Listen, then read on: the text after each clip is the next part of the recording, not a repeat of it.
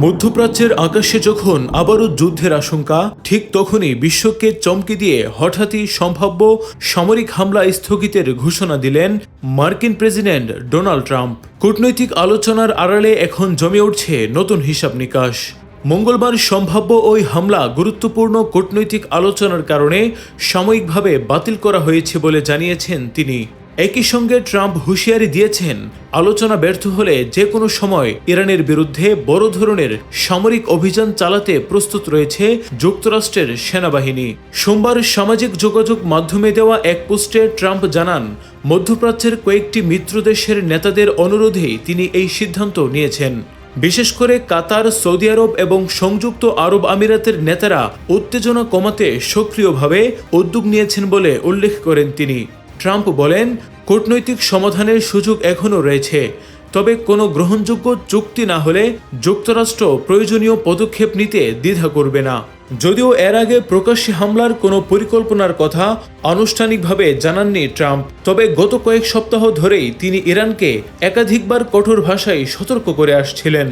সম্প্রতি এক বক্তব্যে তিনি বলেন, ইরানের জন্য সময় দ্রুত ফুরিয়ে আসছে।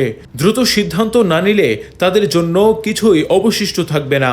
তার এমন বক্তব্য আন্তর্জাতিক অঙ্গনে ব্যাপক আলোচনার জন্ম দেয় এবং মধ্যপ্রাচ্যে নতুন করে সামরিক উত্তেজনার আশঙ্কা তৈরি করে।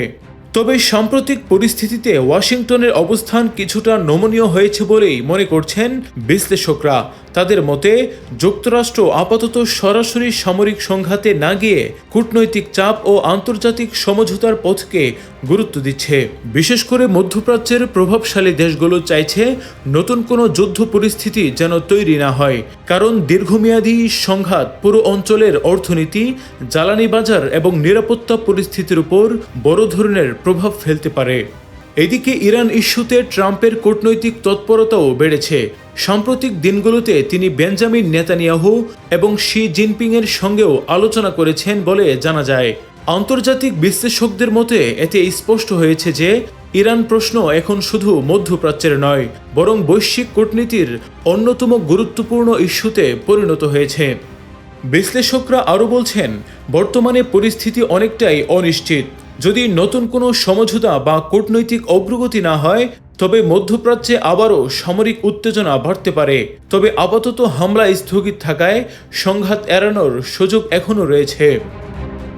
বিশেষজ্ঞদের মতে, সম্ভাব্য হামলা স্থগিত করার পেছনে শুধু কূটনৈতিক কারণই নয়, বরং অর্থনৈতিক ও রাজনৈতিক হিসাবও রয়েছে। কারণ মধ্যপ্রাচ্যে বড় ধরনের যুদ্ধ শুরু হলে বিশ্ববাজারে তেলের দাম হঠাৎ বেড়ে যেতে পারে, যার প্রভাব পড়বে পুরো বিশ্বের অর্থনীতির উপর। বিশেষ করে উপসাগরীয় অঞ্চলের গুরুত্বপূর্ণ জ্বালানির রুটগুলো ঝুঁকির মুখে পড়তে পারে। বিশ্লেষকরা মনে করছেন, আপাতত যুদ্ধের সম্ভাবনা কিছুটা কমলেও পরিস্থিতি এখনও অত্যন্ত নাজুক।